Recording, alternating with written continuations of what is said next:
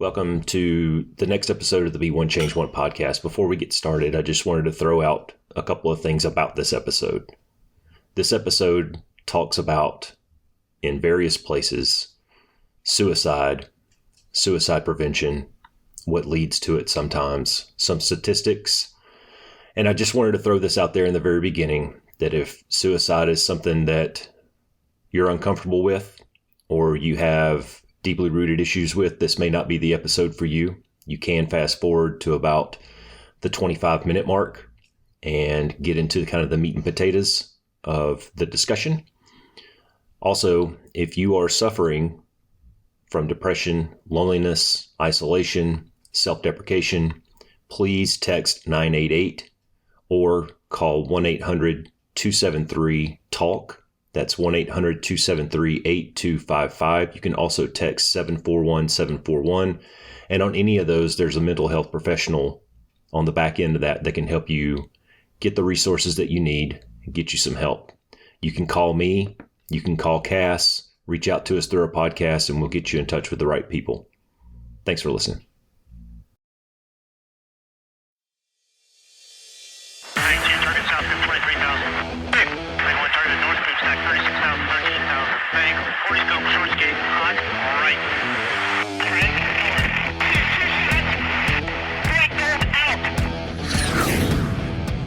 This is the Be One Change One podcast, where our mission is to help listeners define values, practice integrity, and inspire change.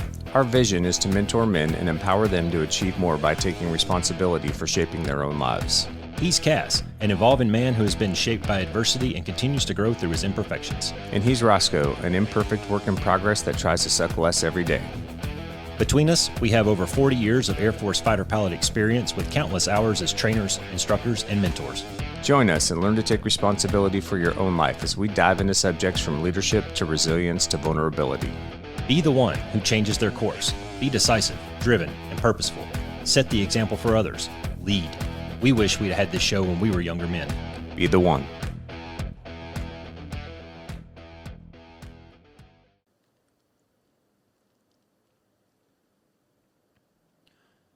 So here's a nickel on the grass to you, my friend.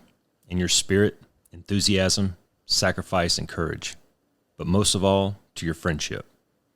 Yours is a dying breed, and when you're gone, the world will be a lesser place. Nickel on the grass. So that's been, a version of that's been around since at least probably World War II. I forget the exact guy's name. I did a little bit of reading on it. He did a bunch of research. He was in the Rockets, the 336th, and did a bunch of research and put together this fighter pilot's hymnal. And there was a version of that. It's an old British limerick.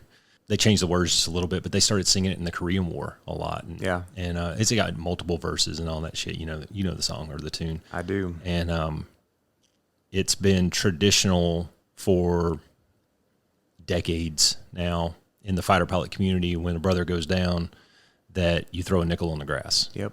And I don't know if you ever saw the pictures of Robin Olds' headstone with all the nickels all over it. Yeah.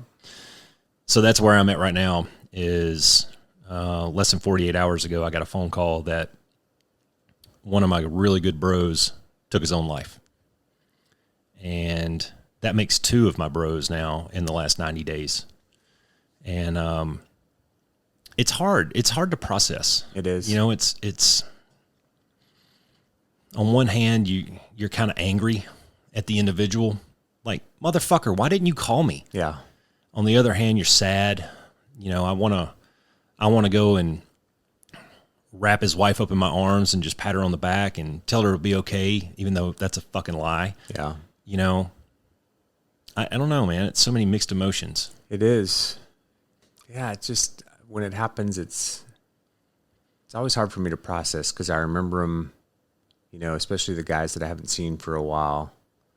I remember them, how they were in the squadron, you know, and how full of life they were and how much they meant to everybody. And it just seems like such a waste, man. That's it. You know, as soon as I found out, like Katie, the wife texted Katie as soon as she found out, because they've remained really, really close. And me and the individual, we've as fighter pilot bros, we kind of go our separate ways. You're always brothers.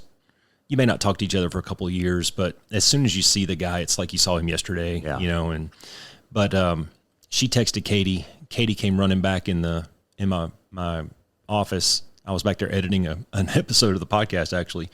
And Katie's bawling, crying. And, my initial reaction was kind of, I don't know that I was completely shocked.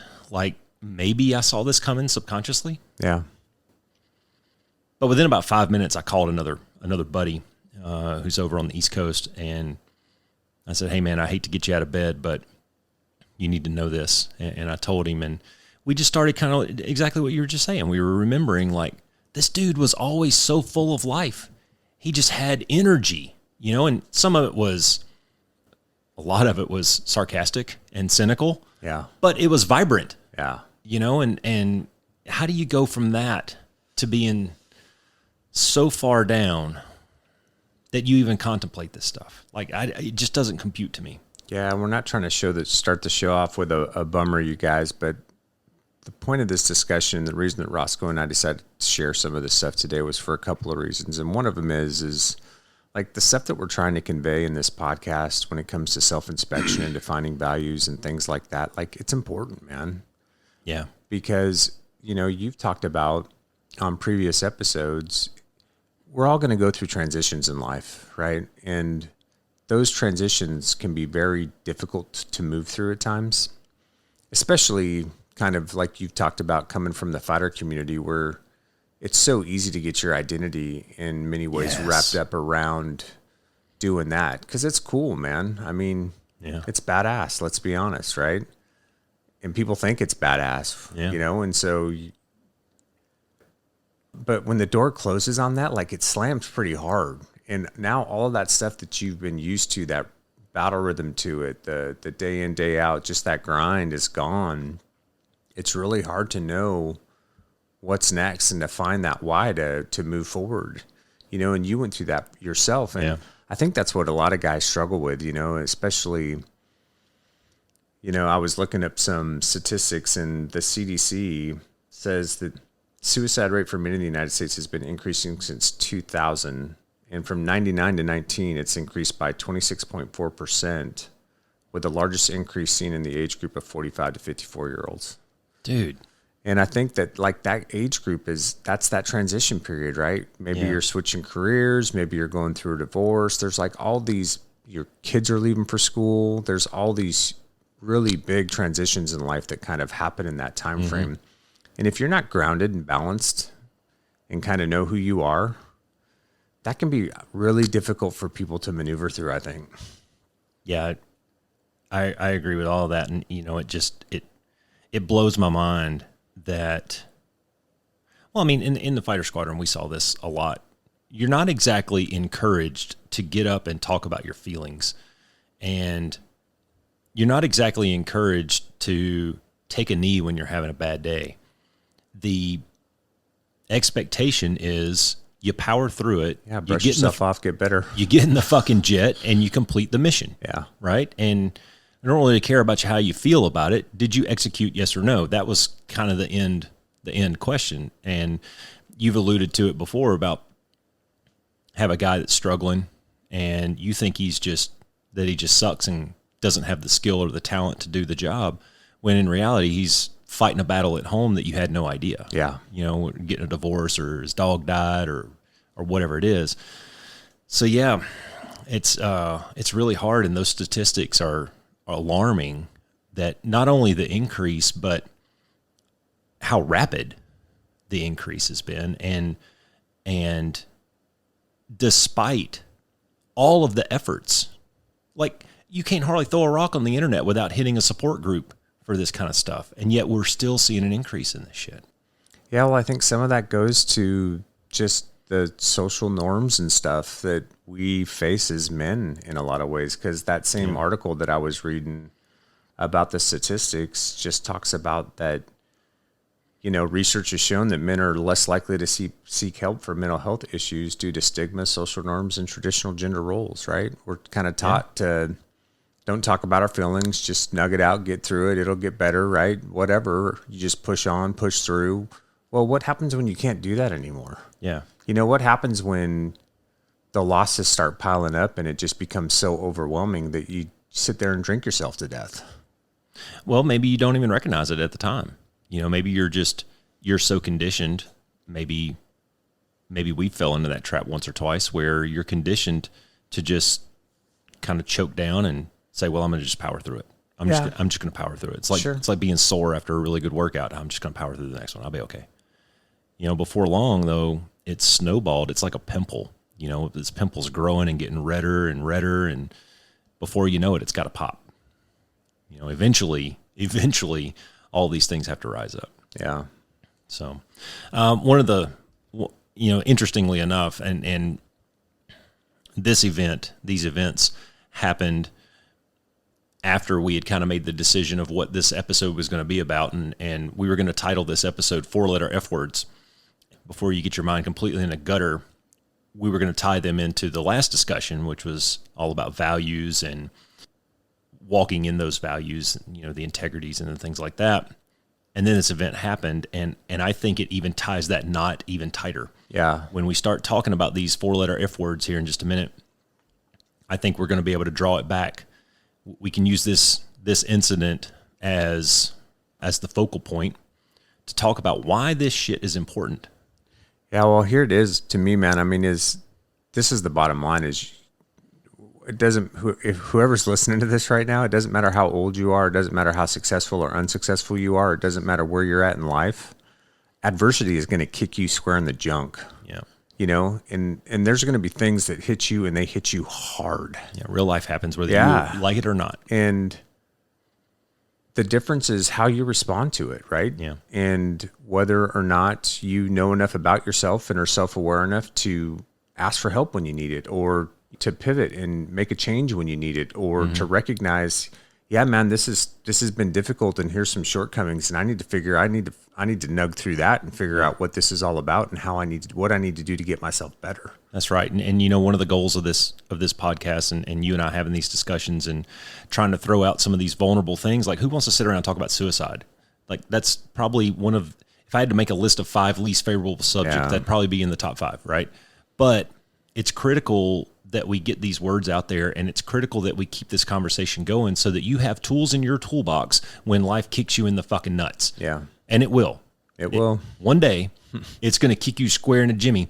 And if you don't have these tools in your toolbox to be able to deal with that shit, like you just made a comment, it was a passing thing, but you said, choose whether or not you're going to respond. Dude, you're going to respond.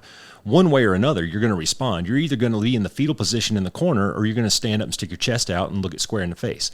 And that's what we're hoping to get to. Yeah.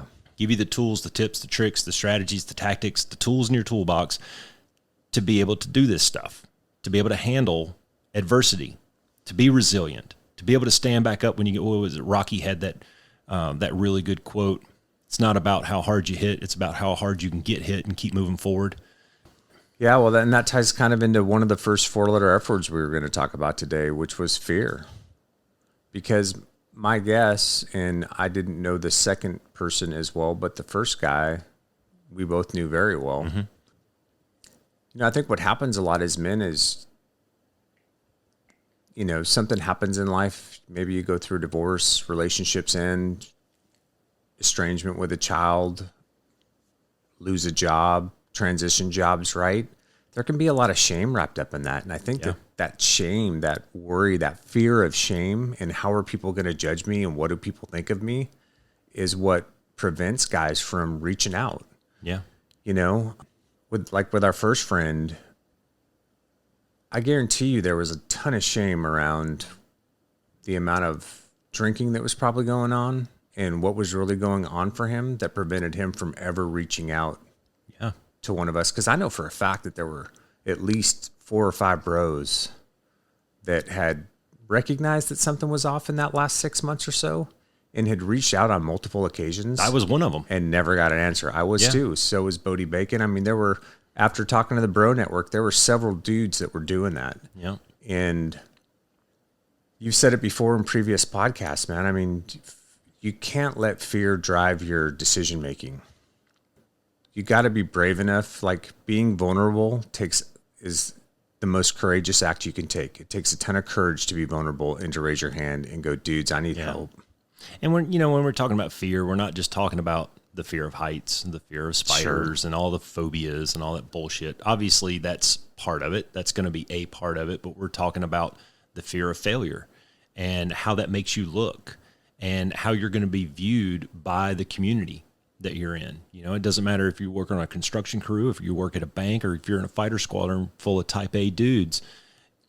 You're going to have a little bit of, reservation or hesitancy in your actions sometimes because you're assuming that you're going to be judged by your peers, by your mates. And sometimes that can resonate. That can resonate loudly to a point where it deafens you to be able to recognize some of the things that are going on. And before you know it, you get down a road of depression and loneliness and substance abuse and all these things. And really all you had to do was say, guys, I need help. I don't know what I'm doing here. Or, hey man, can I talk to you for a few minutes? Step into an office, close the door, and spill your guts. I mean, just that act of getting shit off your chest sometimes is enough to calm you down a little bit. Get it out. Throw it out on the table. Maybe the guy has good advice, maybe he doesn't, but just venting a little bit can lessen some of your anxiety. I'm not a doctor or anything, but I know that sometimes when Katie sits there and just takes the brunt of my bad day, it makes me feel a little bit better. Yeah. Yeah, reach out for sure. Whether that's, a close friend. I guess it's in some ways it's situation dependent, but if you're really having some issues too, right? There's always mental health professionals out there too, which we talked 100%. About on a previous podcast. Like there's no stigma attached. My wife is a therapist. There's no stigma attached with going to therapy. I got your wife's number, by the way. Yeah. I've gone to therapy. I mean, and it does great things, right? Those people can help you build skills and tools to kind of deal with the stuff that you're facing and help you see things a little bit clearer and, kind of do the work that needs to be done to get through that stuff. Because a lot of times with the issues that we face, especially around something like fear, if it goes back to shame, it's because of some other previous trauma that people have had in their lives that they've never really dealt with. And when that becomes aggregated and it just kind of builds on itself over and over and over again, I think that's when people really start to feel overwhelmed and like they just don't have the power to overcome it. Yeah. And then if they're too afraid to talk about it because of how they're going to be judged, like that's a powerful thing, man. And it's mostly false because the people around them that love them won't, if somebody really loves you, they're not going to judge you for poor decisions you've made. They're going to help you find a way out. Well, I mean, okay, so let's just step back in a few years ago when we were still wearing bags. Did you enjoy going to the doctor because your back hurt? No. Because what was the ultimate reprisal? Yeah. He was going to give you a 1042 that said you can't fly. Can't fly. Right? And dude, that was our whole existence was getting in that jet and strapping it on, With how many years was there this big, nasty black cloud over the mental health thing? And it really only started coming out. We were several years deep into the Afghan and Iraqi wars when they started realizing that, holy shit, PTSD is a real thing. These guys are coming home and they're all fucked up. And that's when they started to kind of remove that cloud or at least change it to a different shade of gray a little bit. But in the career field that you and I were in, it loomed dark for a lot of years because you knew if you went in and security clearance alone, you go in there and start squawking about mental health shit, they might suspend your security clearance because they don't know what you're going to say under pressure, things like that. So that shit is real, man. It is. But I think that stigma's shifted a lot in the last 10 or 15 years. Yeah, I would hope so. And so my hope is that, especially for younger guys out there that will listen to this, like these social norms about being the tough guy, don't show emotion, don't express emotion, don't deal with mental health, just push through. You can. And there's times that you have to. But dude, I'm here to tell you, man, if you just push through and don't deal with stuff, eventually it's going to find a way out. And when it does, going to pop. And when it does find its way out, it's never pretty. I mean, I've done that. I did that stuff in the Air Force, man. When a good friend of mine was killed in Iraq, I spent a long time helping his family through that transition, and wife with 5 kids and months, and all of the stuff that I was feeling personally was just put on the back burner for 2.5, 3 years as I just kind of pushed through it all. And finally I had to come to sorts with it, and I had to just deal with it too, because it was an impediment at one point. Well, when you're having that caregiver syndrome, you don't give yourself a chance to grieve sometimes. Yeah. You feel like, and I think that men, we fall into this trap a little bit with our families. Something happens with our family, and we think that we have to be the rock that everything crashes again. And to an extent, that's true. All right. As the leader of the family, to an extent, yeah, okay, I'll get that, or I'll take that one. But at some point, you have to go through that grieving process too. And it's a process. I've seen it with guys. I got a really good friend that recently went through a divorce. They've been married for 15, 20 years, something like that. And I was calling him every couple of months, and it was neat to me to see the process kind of working. Every time I'd call him, he goes, yeah, okay, I'm kind of in this phase now. And so that was good. He was working through it, and if you don't give yourself a chance to work through it, then we've said it already a few times now, that shit's going to boil up. Yeah, it does. And a lot of this just really, I think psychologically, probably more so for the males than the females, but it probably comes down to peer pressure. It comes down to peer pressure and the fear of maybe looking wimpy in the eyes of your bros. But if in a perfect world, if we could all sit around a table and all of us take our shields down, everybody's going through the same shit, man. Yeah. None of us are that different.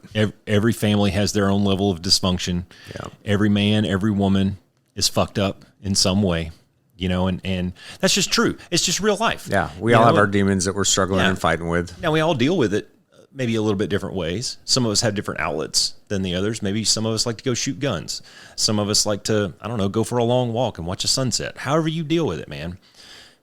I guess my thing, getting back to the fear and then bringing it back to the opener was, if you're in a position where you feel like you can't raise your hand for fear of judgment or fear of failure or fear of being looked upon as kind of the wimpy kid in the corner, A, that's not true, right? B, don't let that paralyze you. Please, for the love of God, don't let this boil up and get to a point where you are so self-loathing and depressed and isolated that you feel like you can't recover, because you can. You 100% can recover.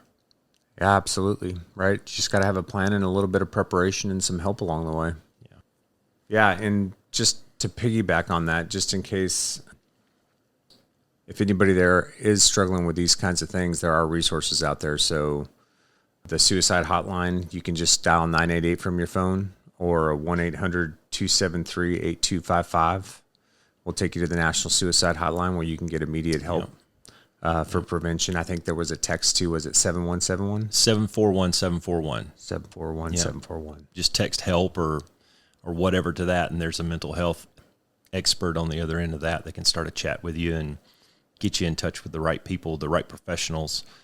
Cass and I aren't quote unquote professionals at this, but we are grown ass men. We've seen a little bit. We've been to war. We've had bros die in the line of combat. We've had family members be in trouble. I mean, I have very close family members that have been to rehab multiple times trying to get help, and maybe the first few times it wasn't their idea, and that's why it didn't stick. But eventually, because their families gave a shit about them and because they were a little bit open-minded, eventually they got into a program that worked and stuck, and I'm happy to report that they're doing pretty good. Yeah. But please, people, call me, email me. Yeah. I'm not a smart guy, but I can get you in touch with smart people. Yeah, I know a lady. Yeah, right. So, yeah. All right, what's the next one? Well, let's go into fear just a little bit more outside of, if you don't mind, just for a few minutes outside of the conversation around suicide and things like that. So, because fear can come in many forms, right? Especially in the work environment, maybe a fear to speak up, or fear to give a presentation, or things like that. So, I would just say that the best way to overcome fear is what you've already talked about in a previous episode, which is preparation, right? What's your big three on that preparation? Do you remember what they were? For courage? Yeah, was it courage? Knowledge, experience, discipline, determination, attitude, commitment, necessity, preparation, perception. Yeah. That's what I wrote down under courage. So the big piece of that, right, for overcoming fear is to prepare yourself, right? So if you've got something coming up at work and you're a little worried about a presentation or something like that, dude, take some time and practice it, right? Make sure your slides are good to go. Make sure whatever it is top notch. You've got kind of all your lines, all your ducks in a row, and you know what the flow is going to be and how you want to talk about things. Maybe even think of some questions you may get along the way so that you're prepared to answer those. Preparation will help you a lot to make you feel more confident, and that confidence is going to help to negate that fear response a little bit. And the biggest thing with fear too is just it's okay. Recognize it's okay to be afraid, or to have some fear, to be nervous about things. We've talked about this in previous episodes too, about the first time we went to combat. But you can't let it control your decision-making process. So just have a little courage over it. Choose that courage over comfort, that vulnerability piece like we were talking about. And just realize, too, that when you're being courageous, it's not about winning or losing. It's just about having the courage to show up and do what you got to do regardless of what the outcome is. Yeah. And, as we're talking about values and talking about trying to wrap it back up to all things be one, change one, and all these things all tie together, and it's one thing for us to sit here across from each other at a table and say, be courageous, and go paint blue paint on your face and yell freedom and, go take the Scots or whatever it was Braveheart did. But putting these things into action every day, yeah, you can make yourself, you can become courageous, whatever you're facing, through preparation, through experience. I mean, think about the first time you flew a jet versus the 10th time you flew a jet, right? That's just experience, man. And you're going to get better at things. And don't take that failure or that kick in the junk initially, or that substandard performance. Don't take that as an indictment of your self-worth. It's not. It's not. It's a learning opportunity. And that'll be one of the next 4-letter F words that we talk about here in just a minute. We'll get into more details on this, but this is how you gain confidence, and confidence can lead to courage. Well, and don't listen, like, again, going back to being worried about judgment or shame, or even how other people perceive you. When I went to Embry-Riddle my first year, I was in the aviation program. I already had a private pilot's license, but in the aviation program, I had to go through their private pilot thing so that I could be qualified in whatever Embry-Riddle thought was their way of doing things. And I was nervous, because I'd only flown with Jink to that point in my life, really, as an instructor. And I hadn't had exposure to kind of a formalized training program in that sense. And the first guy that I had as an instructor, we did not get along at all. And it wasn't very fun every day flying with him. He was just kind of a douche. And I'll never forget, man, he flat out told me one time after we got done flying that I would never be anything but a recreational pilot. So think about that, man. I'm in my first semester at college, and the guy that's evaluating me is basically telling me that I don't have the skills to do anything but be a recreational private pilot, VFR kind of cat. Now, I could have done two things with that. I could have gotten into a whole bunch of judgment and gone, well, I guess this isn't for me, and maybe I was wrong. Maybe I'm not cut out for this path, and let that unravel me over the next couple of years. Or go, yeah, whatever, dude. That's your opinion. I know what I want to do. I know where I'm trying to get. Yeah. I know where I want to go, and I'm going to push forward. I'm going to trust myself. I'm going to trust. I know who I am. I know what I'm about. I know what I'm capable of. Yep. And thanks for the input, right? Because I was a little more than a recreational pilot at the end of the day. Yep. You know what I mean? Yeah. With all the stuff that we've done and all the stuff that we were qualified to do and what I do now, I'm not a recreational pilot at all. In fact, I can't stand flying little airplanes anymore. But so anyways, so that's just an example, right? Yeah. I mean, you're going to there's going to be those people in your life that are going to judge you for whatever reason. Just don't listen to it, man. Don't Don't listen to the noise. Pete Carroll of the Seattle Seahawks. Pete Carroll talks about it all the time. Don't listen to the noise. We don't listen to the outside, the networks and what they're saying or how we're ranked, or just go out there and execute, man. And then look at ways to get better. Compete every day. Take the lessons. Figure out how to get better. Adjust, pivot, move forward. Yeah, that's one of Pete Carroll's things is always compete. And it's so simple, but I kind of take that one layer more, and having constant competition with everybody around you is probably a little bit, I don't know, it's probably not the best way. I do tell my kids that everything matters, everything's a competition, especially when you're a young man. Everything matters, everything's a competition. You need to tie your shoes better than the next guy, because you never know what's going to be the discriminator between you getting the job and the other guy getting the job. Always have your hair cut, always have a firm handshake, always look the part. Yeah, okay, there's a time to turn it on and turn it off, but just remember that at the end of the day, those things matter. Like, everything matters in real life. Yeah, you're always being evaluated at some level. Everything matters. And one of the things that I loved about what Pete Carroll was saying was, he was saying always compete, but really he was saying you're competing with yourself. Yeah, you're trying to be a better version of yourself today than you were yesterday. And you know what? If you ran a 5.0 yesterday, run a 4.9 today. Run that braking route just a little bit better today. You know, those kinds of things. And if you can just make that a goal to have that constant, steady improvement, then I think you're doing pretty good. Yeah, and that's where courage becomes so important, and that courage over discomfort piece that I was talking about, because when you step out of your comfort zone and you face situations that make you uncomfortable, instead of staying in the fear and going, well, I'm not going to do that, then guess what that's going to do, man? That's going to help you build resilience and confidence. And then the next hurdle that you have to come over isn't going to seem so big, right? Because you start to build that resiliency and that confidence little bit over time. And now all of a sudden, dude, you're just humming. Yeah. Well, this fades in nicely to the next 4-letter F word, and that's fail. And all of the things that we just got done talking about can help you deal with failure and the fear of failure. So there's one thing, right? There's the fear of failure, which is what we were just talking about. And that can preemptively lead you down a road, right? Well, let's say that you deal with that and you cope with that well. You make your best game plan, you go out and you execute that game plan, and it doesn't work. How do you deal with that? So you were headstrong enough to get through all of that fear of judgment. You were able to get on the stage and give the speech, all of the things that we just got done hashing out, but it didn't work. Now what? Do you curl up and you say, oh, fuck it, I guess I'm just a failure, and then you sink into your depression? Or do you show a little bit of resiliency? Do you show a little bit of mental toughness and get up and dust yourself off, capture the lessons learned, assess, implement, and then move on to the next iteration? I love what you said right there, right? Because you were saying that at the end of the day, when it comes to failure, it's what is the story that you're telling yourself about the failure. That's really the impediment. Yeah. Whatever anybody else is saying doesn't really matter, right? It's what's going on between your two big ears and that gray matter. What's the story that you're getting? It's not the critic that counts. Yeah. So, and what's the story? Oh, I'm stupid. And oh my gosh, I made such a fool of myself. And right. That's the stories that we tell ourselves. And the problem is you have a decision to make when that stuff happens, because I'm going to tell you what, man, if you're brave enough, often enough, you're going to fail. Yeah.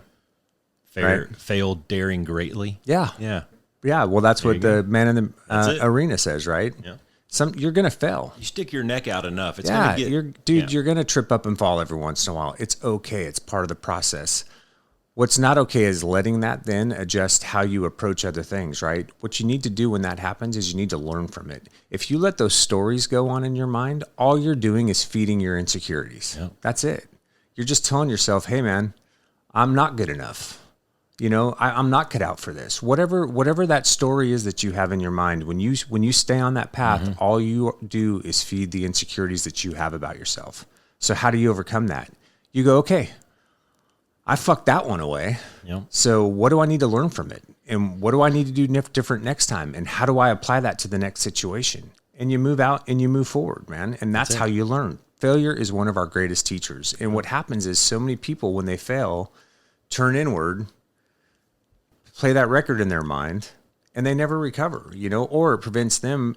That then generates the fear that prevents them from stepping out, which prevents them from having opportunity, or newer opportunities down the road, right? Instead of just learning from it. Well, there's a pile onto that too. And a person may try something one time and it doesn't go the way that you thought it was going to go, which it probably didn't, honestly. I mean, if there's one truth, it's, who was it that said no plan? Oh, it was that German dude, and then Mike Tyson got kind of famous for saying is no plan survives the first attack with the enemy, and then Mike Tyson says everybody has a plan until it gets punched in the mouth. Like something's going to happen, your plan's going to go to shit. All right, you can throw up your hands and you can say, "Well, I tried," and walk away, or you can be determined and say, "Okay, I tried once, let me try again."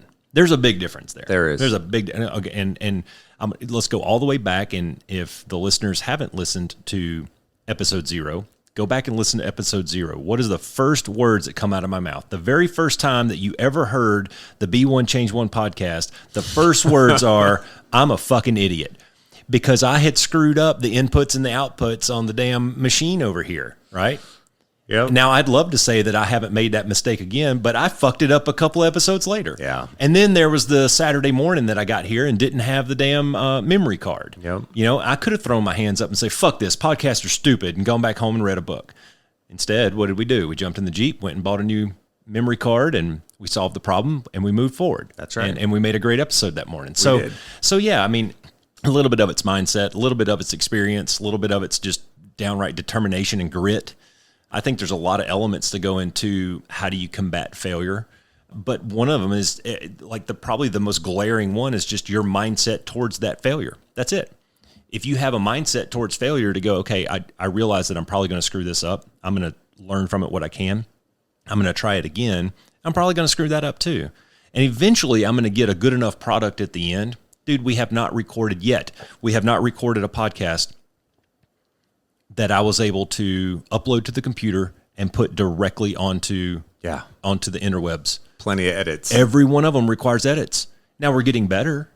I think I have the record for but you have the record for the longest we're going to mess it up. Yeah. You're going to mess it up. And it's okay. But it is, and you try to fix it. You try to get better, and you try not to make the same mistakes twice. Yeah, and that's true in your professional life and your personal life. I mean, I made plenty of mistakes in my first marriage, and I've been able to take the mistakes that I made and apply them to my second marriage, and my second marriage has been much better. Yeah. So, Good. You learn things, and you just move on, you press, you get through the hard stuff, learn what you can about yourself, what you need to adjust, do that self-inspection. And that's, again, the defining the values piece is so important, because I think when you know who you are at your core, then a lot of the background noise tends to fade away. When that will give you some confidence in how you're stepping out into the world and the decisions that you're making, even if other people are questioning how you're going about it. And the other thing too is, I think like in the transition stuff that we were talking about earlier, when you go through those transitions in your life, that's one of those things that will give you a little bit of grounding and balance so that you can continue to operate as, I'm Jason Cooper. I'm not Cass the fighter pilot, right? It's the thing that helps you separate who you are from the identity maybe that comes along with whatever it is that you do. Yeah. That's going to help you find that balance. Yeah, I think another layer of it too is, we talk about, we've mentioned several times in the podcast so far about being decisive and you have to choose. And well, there are several different, what do you call them, processes or methods that you can use to ultimately plan and make a decision. And, there's the military decision-making process. There's the 5 T's that we learned for mission planning. There's the project management professional method. There's the OODA loop method. There's all these different methods that essentially do the same damn things. Identify the problem, brainstorm solutions, pick the best one, implement, assess, did it work, yes or no? And then you go back to the top of the list and you just keep doing it over and over and over again. And it's this constant cycle of these different iterations to where eventually something's going to work. Yeah, and what's important about that too is decisiveness isn't just fly off the handle and make a decision, right? No. It's going through that process. And, It's deliberate. and it's a very deliberate process, right? Gather a little bit of information, think through it a little bit before you just jump off and just make a decision. Yeah, and some of that comes through training and intuition and Maturity. and experience and maturity and things like that. But I think when we get right down to failure, I'm going to say it again. I think I've said it in every episode now. Humility is a superpower. You got to be able to say, I don't know, or I screwed up. That iteration that I just tried, it didn't work. Well, let me go back to formula and try something different or modify my game plan that I had. Did my game plan work? Yes or no? If yes, continue. If no, well, did that work? Because maybe you implemented your best game plan and you screwed up the game plan. You screwed up an execution piece of the game plan that you had put together. Well, if that worked, jot that down, man. Learn that lesson. Like, okay, I had this great game, what I thought was a great game plan over here. I completely fucked my game plan up, but it worked. So what's the lesson? Yeah. Maybe my game plan wasn't great, or maybe there's another way to crack this nut. Yeah. I mean, that was the first question that you would ask in an air-to-air debrief, right? Was the game plan valid? That's right. Because sometimes the game plan wasn't even valid, which is why you got rolled. So Yeah. Sometimes the game plan wasn't good, but it still worked. yeah. And you try to, this is the whole reason that we have these conversations. Or you is so learn that how to we can make get smart down- audibles. That's right. You get down to the root cause, and through enough experience, you get to where you can do these things very rapidly and very quickly. Like, you probably don't think about getting dressed in the morning. You probably don't think too much about what clothes you're going to wear for the day, or brushing your teeth, or what route you're going to take to work. And that comes through experience. Yeah. And trying things over and over again. All right. Good on fail. Anything else on fail? Not for now. All right. The next 4-letter word is fake. Ooh, fake. That's a good one. Like fake body parts, because some of those are kind of cool. Yeah. Well, for me, yeah. Okay. But that leads to what we're going to talk about too, which is, guess what? Nobody's perfect. Right. And so this right. idea that you have to make yourself perfect is just a fallacy, right? Everybody's imperfect to a certain extent. And you got to step into the courage to recognize that we're all imperfect, right? So you don't have to get it right all the time. You're going to make mistakes. It kind of goes in line with what we've just been talking about around fear and failure, right? But the bottom line for me is the difference, the big counter to fake is authenticity. And that's what we want to get to, right? Yeah, we want to get 100%. to authenticity, where you're walking in your authentic self. You can be open and honest. Some of that's vulnerability and courage, right? But it's really just that authenticity piece. And again, that's why the self-inspection and the defining values piece is so important. Because if you don't know what your core values are, you're going to find it a little difficult to be authentic as you make decisions and walk through the world. No, and it's tough too sometimes, because I don't think you wake up in the morning and you say, you know what, I'm just going to go out and be a duplicitous, two-faced asshole today. I don't know that that's your active decision. I think it just happens sometimes if you're not true to yourself, if you haven't identified those things. And I have a story from way back when, gosh, I was, mid-20s or so. I was driving the truck on the flight line. I don't know if he was like a really, really good bro of mine. I mean, we were friends. We had gone hiking once or twice. But to his face, I was very friendly to him. Behind his back, I'd talk shit about him. Well, that's me being a duplicitous asshole. I didn't wake up in the morning and say, you know what, I'm going to go fuck with Sean today. But that was me not being authentic and not being adhering to my own set of values, which are loyalty and effort and freedom and all those things that we've already discussed. Had I categorized and been those appropriately, then maybe I wouldn't have made that same mistake. And you know what? I lost him as a friend over time. But what you said there is important too, right? Because you may not be there yet. But True. But that's where authenticity can help too, right? Because Brene Brown says that authenticity is the daily practice of giving up who we think we are supposed to be and embracing who we are. You may not be there yet, man. But that's also what, when you recognize, hey, I may have some shortcomings or some things that I need to work on, that may be what gives you the courage to raise your hand and go, hey, boss, I don't understand how to do this. Can you help me with this? Yeah. Or give you the courage to go, man, there's a certain duplicitous aspect of myself that really isn't in line with the value systems I think I have. And I need to work at changing that and become more conscious about it and then start working towards that, right? Yeah. So that's where that authenticity can also play a part and helping you kind of shape yourself into that person that you're striving to be.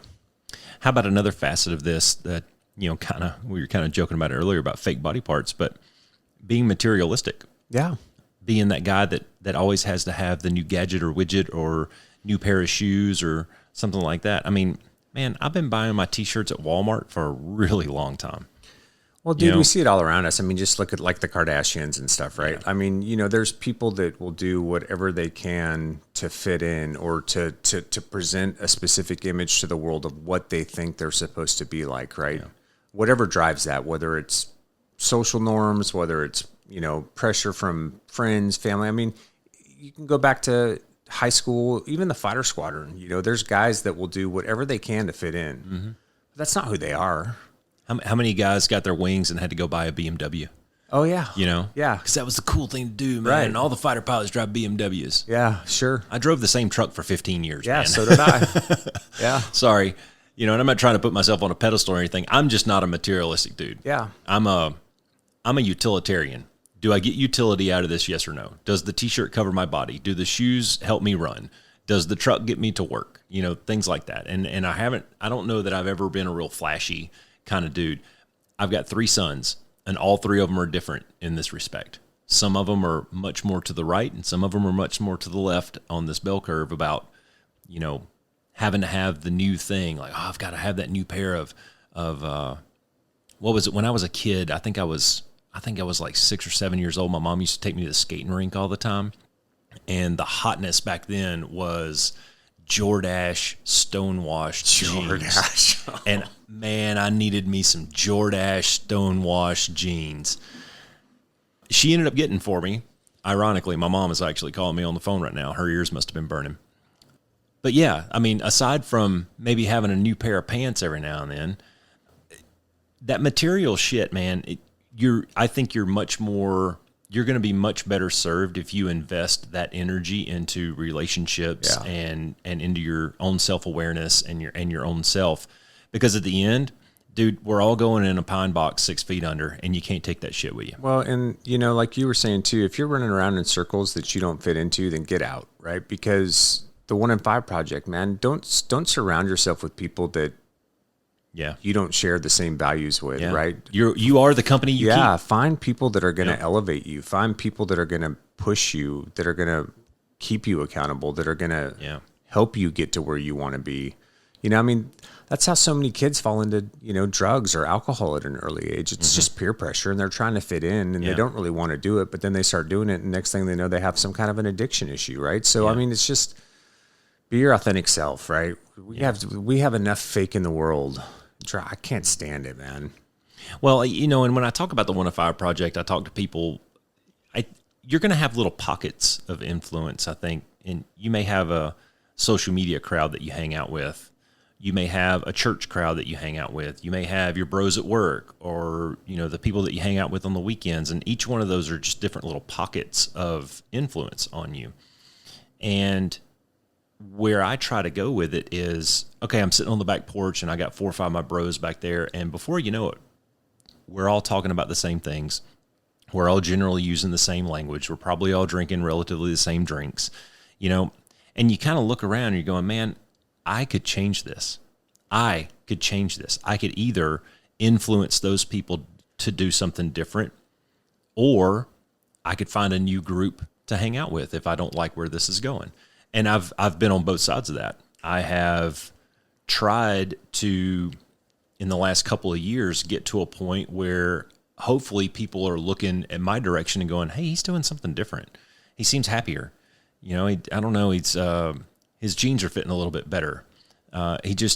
Somebody at our house this weekend commented on Katie. She goes, you look good. Like, you've lost a little bit of weight, your skin looks better, and it's because we've made some drastic lifestyle changes, and those things are starting to permeate out onto other people. Yeah. Also, we have shifted and created some different groups that we hang out in. So no longer are we just hanging out with these same people that keep going down these same paths. We're starting to branch out a little bit and create these new little circles. And I kind of look at it as like these small little constellations out there that we're kind of chasing. Yeah. That's awesome, man. Yeah, at the end of the day, I think it's just about being good with showing up with the world, regardless, or just being good with showing up with who you are, regardless of how the world around that you is going to perceive that, right? Yeah. Because that when you can get into that authentic piece of it, and you're not trying to just please everybody all the time, then some of those previous things that we were talking about, where you're worried about how people are viewing you or being judged, some of that stuff starts to fall away, man. And then it makes stepping into some of those opportunities that are a little scarier or things like that. Or when you do fail, the outcomes of it or that record that's playing in your mind, it makes it easier. Well, we're on the third 4-letter F word here, and you can already see how this knot is starting to tie. And all of these things are related to one another. You know, one of the things that you were getting to was this version of yourself that you try to portray out to other people, when behind closed doors, that's maybe not how you really truly operate. And the best view through that window is social media right now. You look into social media, and people generally aren't putting their worst days on social media, and their no makeup pictures and shit like that, right? People are generally doctoring that shit up and photoshopping shit and taking their happiest picture with them and their dogs. Yeah, look how great my life is. Exactly, kind of thing. exactly, right? So there's two things that I think are highlighted here. Is one, those people they're putting up a front, and they're hopefully, well, probably trying to make people think that their life is better than it really is. The other piece of it is, if you're getting your version of, or your reflection of self-worth through social media, stop now, delete all your accounts. Yeah. Because I'm telling you, that is just going to depress the fuck out of you. If you're looking at how awesome everybody else's life is on social media and think that that's what you're trying to aspire to, you have to understand that stuff is 100% bullshit. It is all bullshit. Yeah. None of it's real. Yeah. Okay. Wow. Anything else on fake and being no, authentic? I don't know. I could probably go fake a little bit more, but I want to get back to the fake body parts a little bit later. Maybe another episode. Okay, we'll have to. We'll spend one whole episode on that just for you. I'll have to download that explicit. What is it? The explicit content little badge and put in the bottom of our thumbnail for that one, probably. Yeah. Well, I'll tell you what. At the end of the day, the people that are out there trying to be something that they're not happy people. You know, because until you can accept where you're at and who you are and be authentic, you're never going to find happiness for real. You know, it's kind of funny. We've been sitting here for, I don't know, 6 or 9 episodes, and we're talking about self-change and self-awareness and change yourself and self-improvement. That does not mean go out and get fake tits. Yeah. All right? That's not what we're trying to get at here. If you're going the store-bought direction, you're probably not looking at this the right way. Yeah. Just saying. All right. Yeah. What's next? All right. The last one I got on the list is fume. Anger. Yep, rage. Anger. Yeah. Right? We're supposed to be tough, angry men. I guess so. Kill the mastodon and drag it home and skin it, and wife get in there and cook it, kind of thing. We solve things with our fists. Right? Yeah. I mean, who doesn't like a good old-fashioned fist fight every now and then? And to be honest with you, I mean, let's go back to social media for a second and today's society. If today's society would let us just go out in the yard and throw down a little bit, maybe we'd have a lot less of this other bullshit that's going on too. That's true. You know, but we can't do that. We can't exercise that demon like maybe we used to in the schoolyard.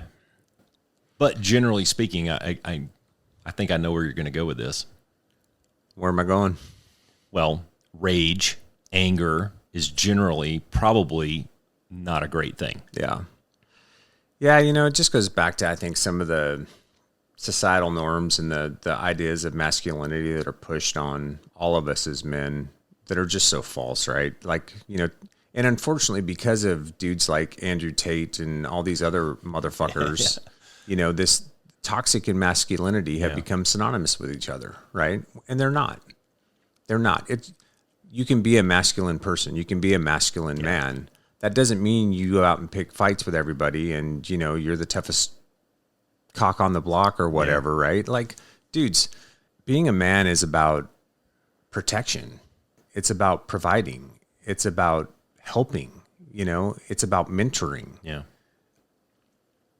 That's the key. It's not about this idea of rage fest and, you know, women are subservient and screw as many chicks as you can, or whatever it is these days, right? I was laughing the other day because I'm driving home from working out, and of course there's this dude in a big tricked out truck. No offense against trucks or tricked out trucks for that matter. But you know, the most macho things in America are AR-15s and giant pickup trucks because let's be honest, all of them you can decorate pretty easy. As Cass is looking over my shoulder at my big ass Ram 2500 out in the Well, driveway. they're the things that men. I think they're the things that men like to accessorize and decorate the most. Well, I'm so. compensating. Okay, so give me a break. But no, this guy had a license plate that said "Never Forgive," and I'm just like, dude, really? Yeah. Like that's your message? Yeah. You know, how much of this though is society has been sold a bill of goods through the narratives that are pushed through social medias, through the mainstream medias, through these things where, I mean, look at what all was happening during COVID, man. All the riots and all the hating. I mean, you had a left side, you had a right side, or you had a blue team and you had a red team, or you had a mask team and a no mask team, or a vax team and a no vax team.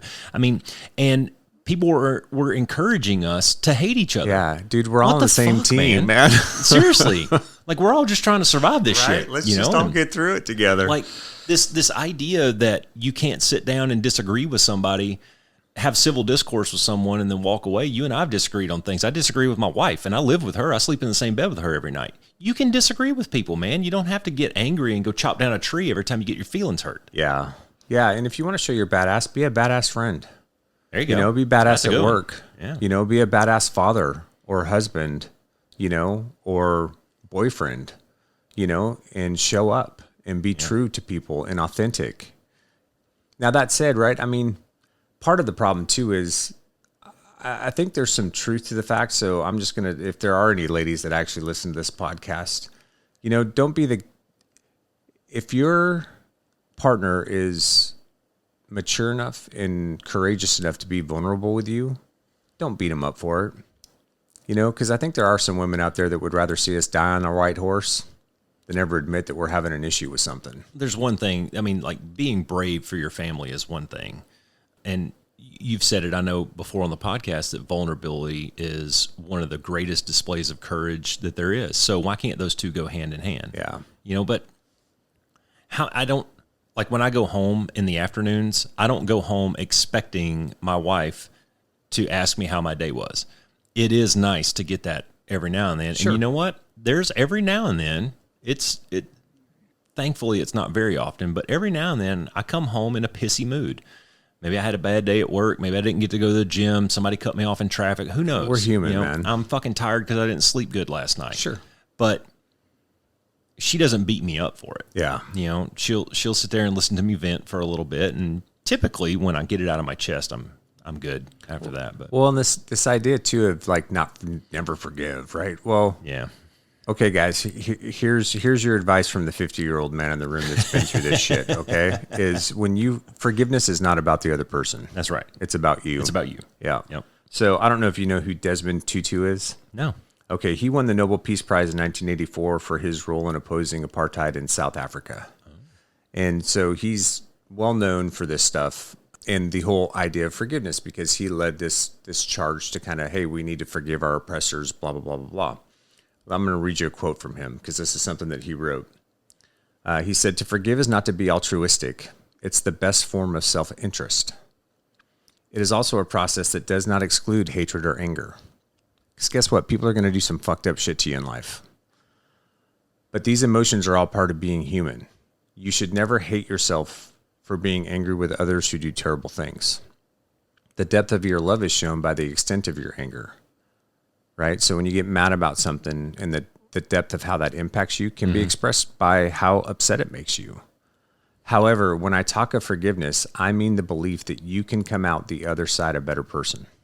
Yeah. A better person than one being consumed by anger and hatred. Remaining that state locks you in a state of victimhood, making you almost dependent on the perpetrator. If you can find it in yourself to forgive, then you are no longer chained to the perpetrator. You can move on. And you can even help the perpetrator become a better person too. I have a very close to me story about that. Very close family members that went through some shit a while back, and I was talking to one of them on the phone, and that person said the other one was begging for forgiveness. And I told the one I was talking to, I said, that it's not about that. Yeah. Like, the forgiveness piece is for you. It has nothing to do with that. Now, it may make that person feel better at the end of the day, but it really has no bearing, because all of the forgiveness piece is to yourself. You're doing the act of forgiving is to help you move on. Put that shit in the past and move on. That doesn't mean that you have to forget. Learn that lesson. Go back to our previous conversations about failures and assessing and applying lessons learned to the next iterations. Yeah. But the forgiveness has nothing to do with the other person. It doesn't. No, and I'll share a personal story here. I'm not going to go into a lot of great detail, but what I want to share, though, is important because it's also a process. So I'm not going to talk about what happened, but my first wife hurt me very deeply. And I was really mad. And I even probably showed her some hate at times. And it was a process, man. It took me a good year or two to really get to the place of being able to forgive. But when you forgive, you don't have to forget. And what I mean is, you don't harbor anger or hatred towards that person anymore, but you've got to be able to see those people for who they are still too, right? And draw appropriate boundaries and how you're going to show up in a specific relationship based on their actions and whether they're making changes or, just how they're approaching you and stuff like that. But the forgiveness piece was so important because if I wouldn't have done that, I could have stayed tied and engaged in that rope-a-dope because of the anger that I had. I could have just spun in that circle for a very long time. And by being able to just forgive and move on and then set the appropriate boundaries that I needed to in that relationship so that I could protect myself, it was great, man. I mean, it was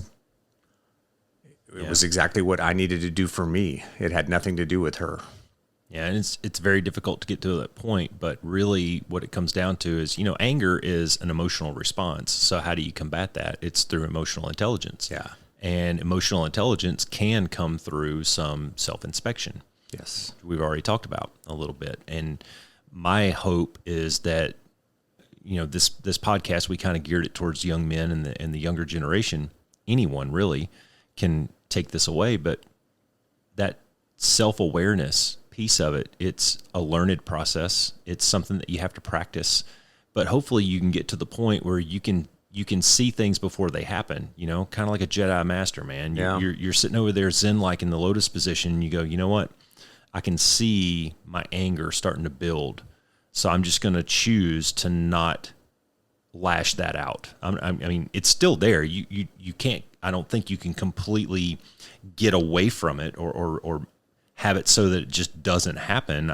Maybe if you're, I don't know, the Buddha maybe, but if you can get to the point where you can suppress it just a little bit and maybe not let it pop. Yeah, or just walk away, give yourself the space, count to 10, whatever it takes, right? Decompress. And then, like I said, boundaries are important in situations like that. I guess if I was going to tie it back to the story that I just shared, for me, like, forgiveness isn't forgetting accountability or condoning a hurtful act that somebody's done, because it's not about them, right? It's really about how you're going to move forward in the process. So it's really the process of kind of taking back that power for yourself, right? Because when you're engaged with somebody like that and you stay in that rope-a-dope with them, what you're really doing is you're giving your power away to them, right? Because it creates a cycle too. Yeah, and you're allowing their actions to completely influence your reactions, and how you feel day to day, and so when you can separate yourself from that, that's where you can really. And I'll tell you what, man, I wouldn't be able to show up the way that I do in my second marriage if I hadn't been able to forgive. Because if I was still wrapped up in any of that, that would have a huge impact on my relationship with Alicia, because I wouldn't be able to show up the same, because a part of me would always still be attached and engaged over here. Yeah. And it's not. Yeah, when you're dealing with emotions, and it's not just anger, it's really any emotion, to include maybe fear, you kind of have two choices. You can react or you can respond. And reaction tends to be a lot more subjective and off the cuff and not pre-planned or preordained, whereas a response is a little bit more objective, a little more measured. Maybe you've chair flown it a little bit. You've kind of practiced it in your mind. If this happens, then I'll respond this way, those kinds of things. But I think that's probably the big separator, and that comes through emotional intelligence, just comes through several iterations and self-awareness to be able to see these things for what they are. I mean, I've got hundreds of stories of sitting there on the couch and getting angry at my kids or getting angry at Katie or something, and I just go into resting bitch face mode. Katie knows when I'm upset because I'll go to my room for probably about a day. I go back to my room, watch TV. I don't want to talk to anyone. I just kind of I remove myself from the situation. That's kind of how I cope with it, at least in the immediate, because I have had a history of a temper in the past, and I don't like showing up like that. I don't like it. You always end up saying some shit that you don't mean, or that you can't take back, or something like that. So I choose to just remove myself from the situation for a little bit, and then we'll come back and we'll hash it out. We'll talk about it. Yeah, that's a good way to approach it. Last one that I had on my paper was, and I think this is going to be a good conclusion to all this.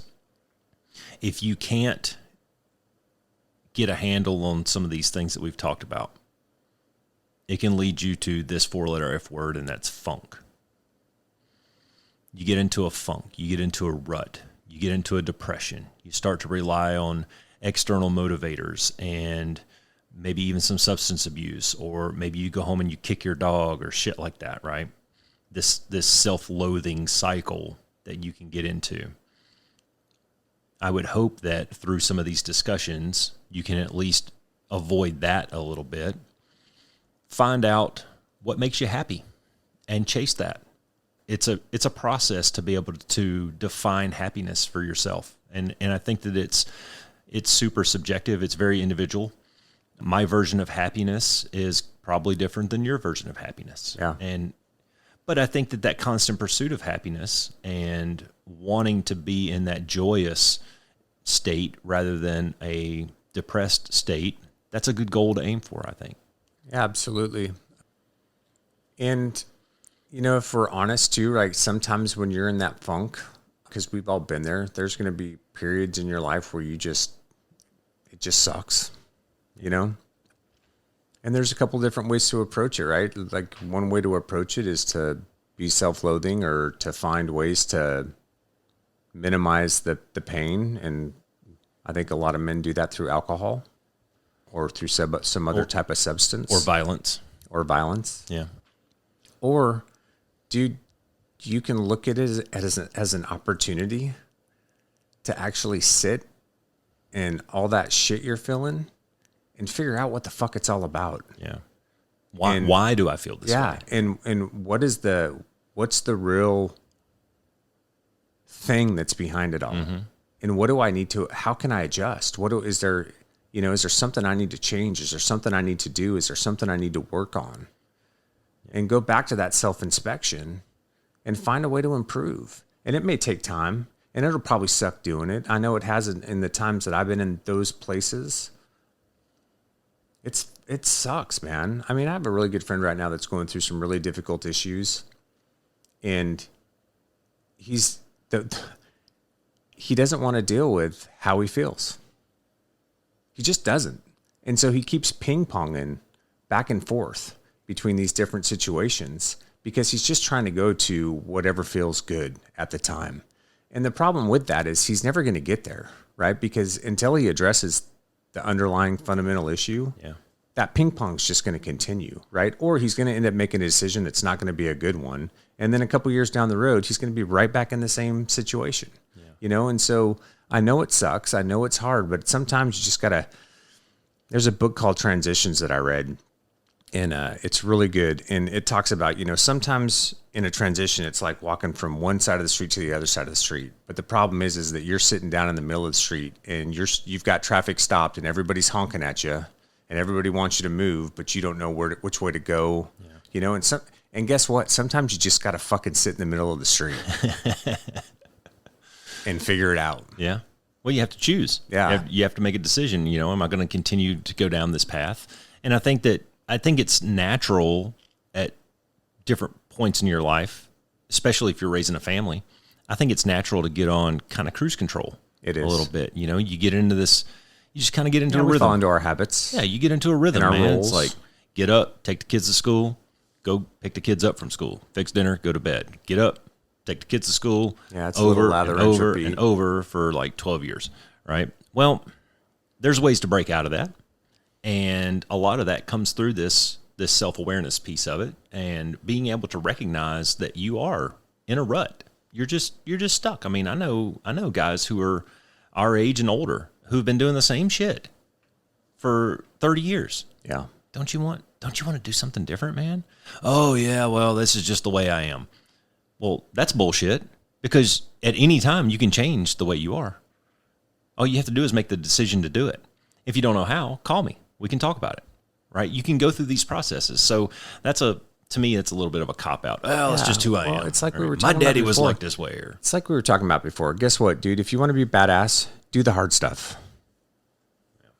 The hard stuff takes work. But if you want to get better, you got to do the hard stuff. That's just the way it is. get comfortable being It's uncomfortable. fucking life.